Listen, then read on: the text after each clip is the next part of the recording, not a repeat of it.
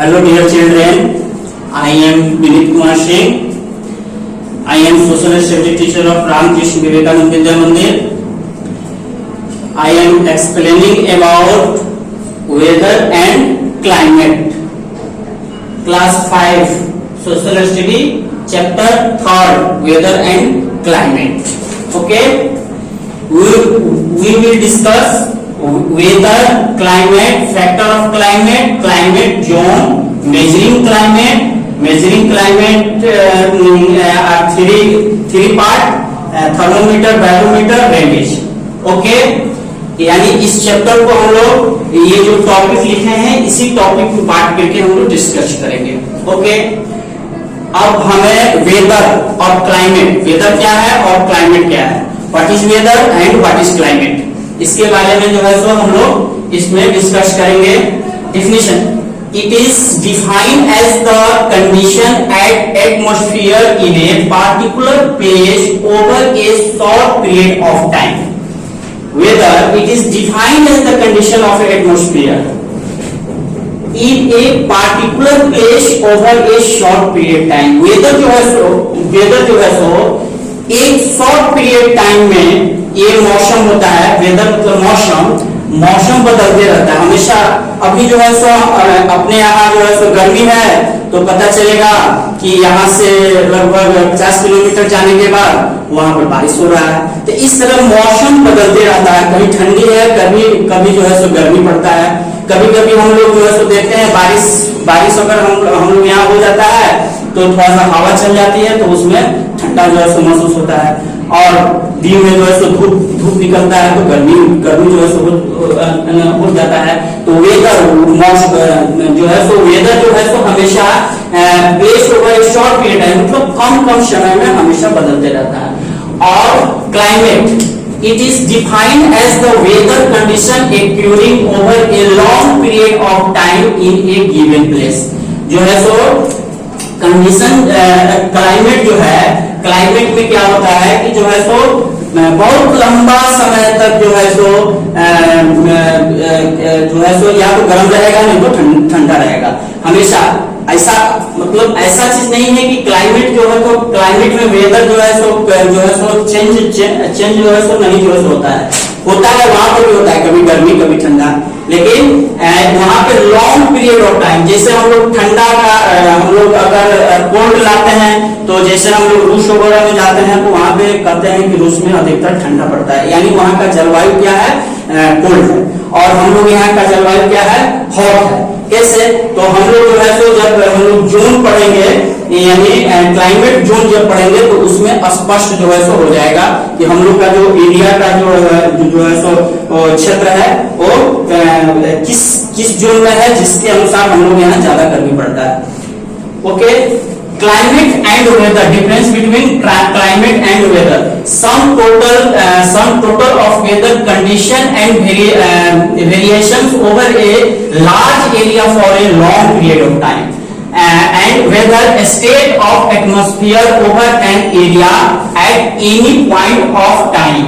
यानी ये जो है सो weather day to day phenomena होता है, डे टू डे होता है. लेकिन weather condition more than 30 years, अगर हम कम से कम 30 साल तक उस क्षेत्र में ठंडा जब होता है तो उसको हम लोग क्लाइमेट बोलते हैं. वहां का क्लाइमेट बहुत कोल्ड. तो sum total of weather conditions a variation over a large area for a long period of time, weather condition more than 30 years. 30 साल तक अगर वहां पे ठंडा है तो कोल्ड है, गर्मी है तो हॉट है. और ये जो है सो वेदर जो है सो डे टू डे फिनोमिना होता है, मतलब वो डे टू डे चेंज होते रहता है. ओके,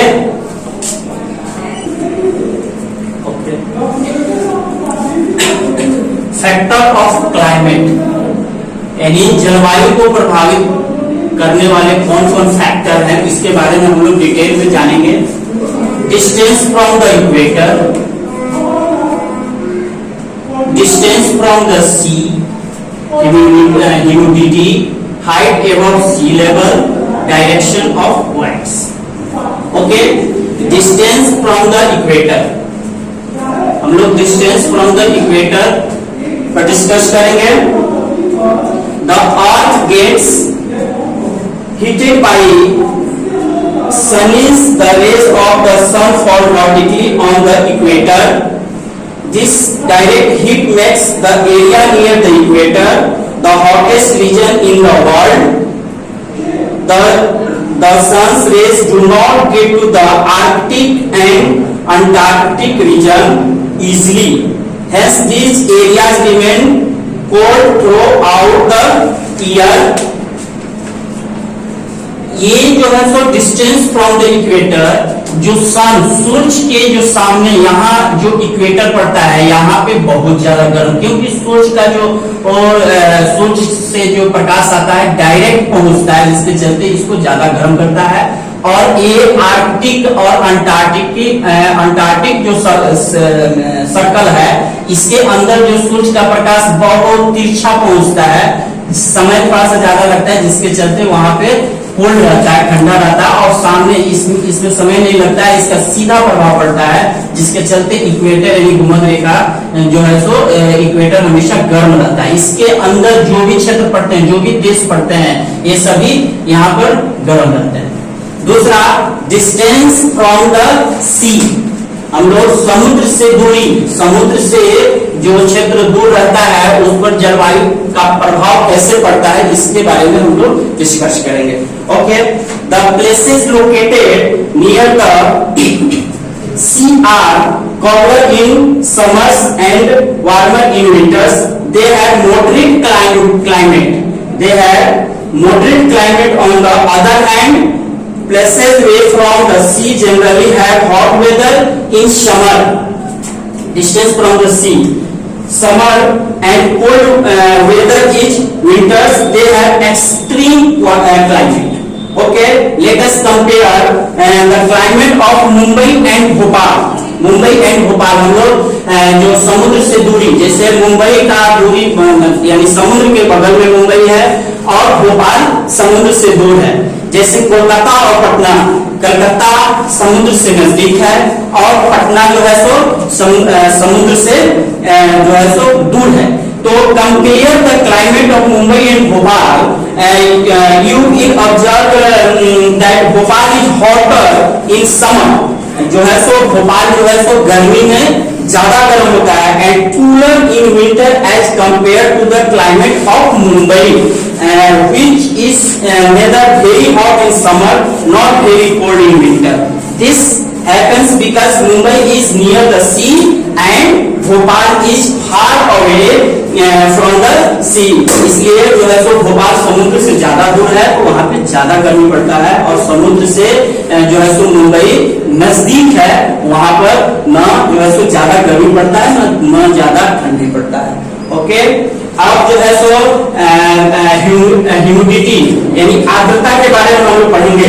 वायु में नमी की मात्रा क्या होती है, ये जो है सो जलवायु पर कैसे प्रभाव डालती है, इसके बारे में हम लोग जानेंगे। Okay, humidity is the amount of moisture और water vapour present in the atmosphere.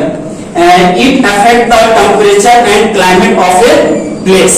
ये जो है सो ये भी ह्यूमिडिटी जो है सो ह्यूमिडिटी जलवायु फैक्टर ऑफ क्लाइमेट का ये महत्वपूर्ण टॉपिक है।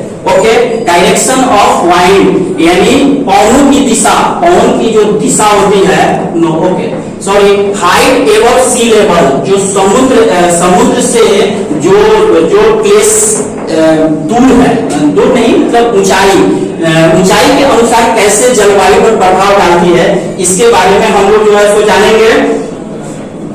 जो है सो the height of a place above sea level is called the altitude, the temperature goes down with increasing height, the higher we go the cooler it becomes, the temperature decreases at the rate of 1 degree centigrade for every 165 metre absent.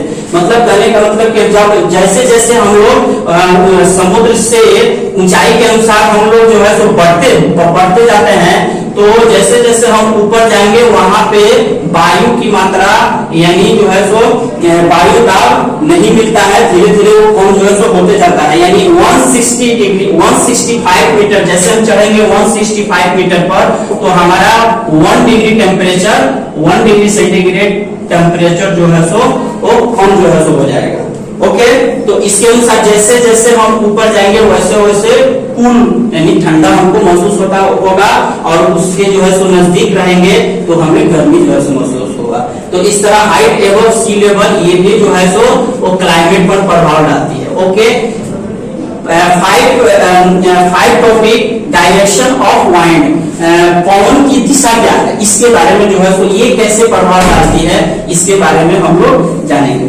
Winds are caused by the uneven heating of the air around the earth. Warm air rises and is replaced by the cool area. Winds blowing from the sea make the weather cool and moist.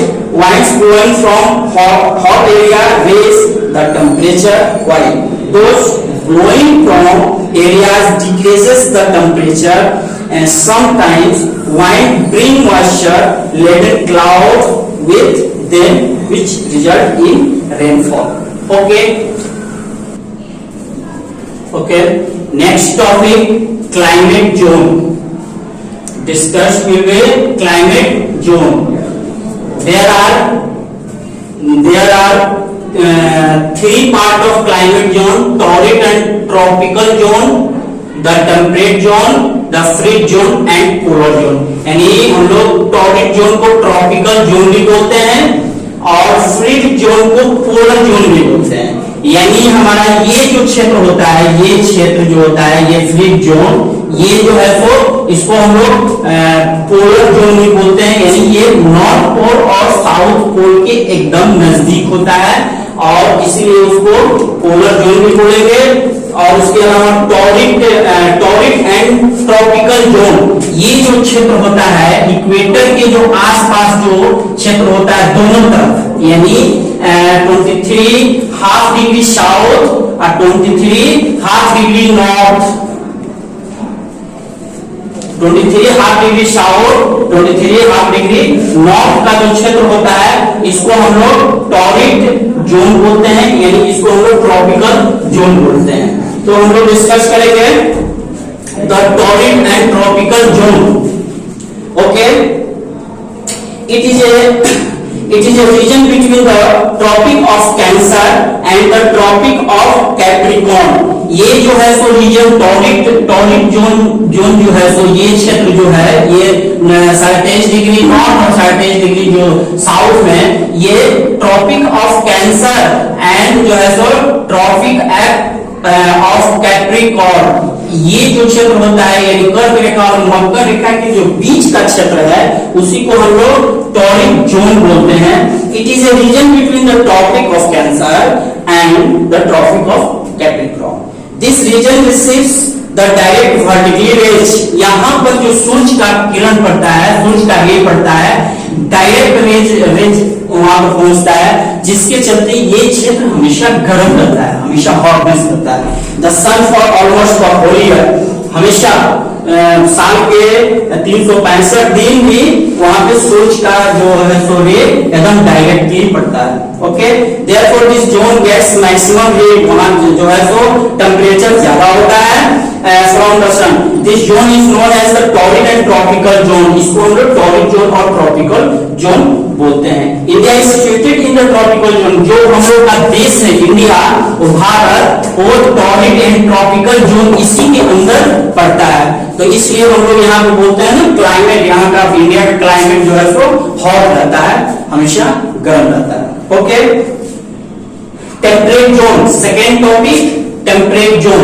हम लोग ये जो क्षेत्र होता है temperate zone, यानी जो है सो आर्कटिक सर्कल और ट्रॉपिक ऑफ कैंसर, यानी नॉर्थ में हम जाएंगे आर्कटिक सर्कल और ट्रॉपिक ऑफ कैंसर के बीच का जो क्षेत्र होता है टेम्परेट जोन, इसके बारे में। फिर यहाँ पर ट्रॉपिक ऑफ कैप्रिकॉर्न और जो है सो अंटार्कटिक सर्कल के बीच का जो क्षेत्र है टेम्परेट जोन बोलते हैं, उसके बारे में डिस्कस करेंगे। This zone lies between the tropic of Cancer and the Arctic Circle in the northern hemisphere and between the tropic of Capricorn and the Antarctic circle in the southern hemisphere, यानी इसको हम लोग southern hemisphere बोलते हैं और इसको northern hemisphere बोलते हैं, क्योंकि ये जो है सो ट्रॉपिक और कैप्रिकॉर्न और अंटार्कटिक सर्कल के बीच का क्षेत्र है। फिर यहाँ पर जो है सो आर्कटिक क्षेत्र और आर्कटिक सर्कल और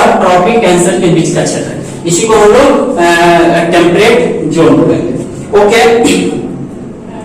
this zone gets the slanting rays of the sun as the angle of the sun's rays goes on decreasing towards the pole।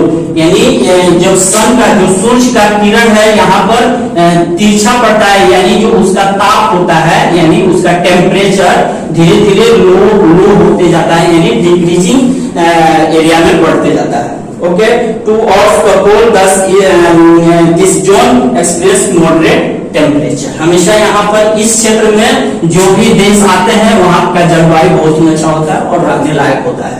Okay, third topic the frigid zone और polar zone. यहाँ पर जो जैसे हम लोग freeze zone बोलते हैं, polar zone बोलते हैं, तो हम लोग के दिमाग में पहुंच जाता है, यानी यहाँ पर बहुत ज्यादा ठंडी होगा, यहाँ पर सबसे ज्यादा ठंडा महसूस किया जाता है, क्योंकि ये एकदम नॉर्थ पोल और साउथ पोल के नजदीक है। Okay, polar zone, this frigid zone lies between the Arctic Circle and the North Pole. Arctic Circle and the North Pole, the Antarctic Circle and the South Pole. This zone is also known as the polar zone, known as the frigid zone. इसको frigid zone भी बोलेंगे और polar zone भी बोलेंगे। Since it receives the extreme standing rays of the sun, the temperature is extremely low throughout the year. This is the reason why the polar region are generally covered with ice। हमेशा ये बर्फ से ढका रहता है। ये freeze zone होता है, ये दोनों तरफ नॉर्थ पोल और साउथ पोल के क्षेत्र जो है सो आर्कटिक सर्कल और अंटार्कटिक सर्कल, ये हमेशा जो है सो बर्फ से ढका रहता है। Okay, next topic measuring climate. इसमें हम लोग thermometer, barometer and ring, they are three part of measuring climate. मतलब जो जलवायु है उसको किस चीज से नापते हैं, इसके बारे में हम लोग को पढ़ना है। थर्मामीटर, बैरोमीटर और rain gauge. Okay, discuss will be thermometer. ये thermometer used to measuring temperature, it is measured in degree. इसको थर्मामीटर में हम लोग डिग्री में इसका हम लोग यूज करते हैं। There are two difference scales measuring, यानी सेल्सियस और डिग्री सेंटीग्रेड या डिग्री फ़ारेनहाइट। ये दो में हम लोग इसका थर्मोमीटर का प्रयोग करते हैं, डिग्री सेंटीग्रेड और डिग्री फ़ारेनहाइट में हम लोग इसका नापते हैं और प्रयोग करते हैं। Second topic barometer. ये बैरोमीटर ये use to measure the atmosphere pressure of an area.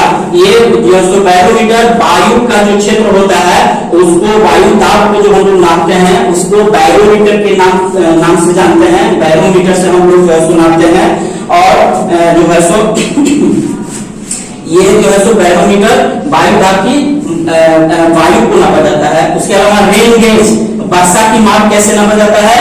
The rainfall of an area is measured with the help of rain gauge. The rain gauge also known as the udometer. इसको हम लोग odometer के से नापते हैं।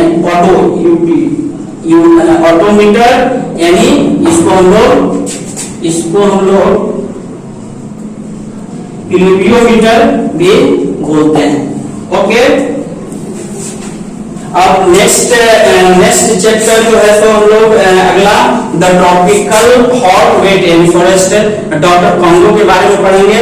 और chapter third का question answer PDF के द्वारा भेज दिया गया है, उसको आप लोग घर पे शेयर कीजिएगा, उसको याद कीजिएगा। कुछ जो है तो होमवर्क भी दिया गया है हॉलीडे का, उसको भी कंप्लीट कीजिएगा। Okay, thank you so much.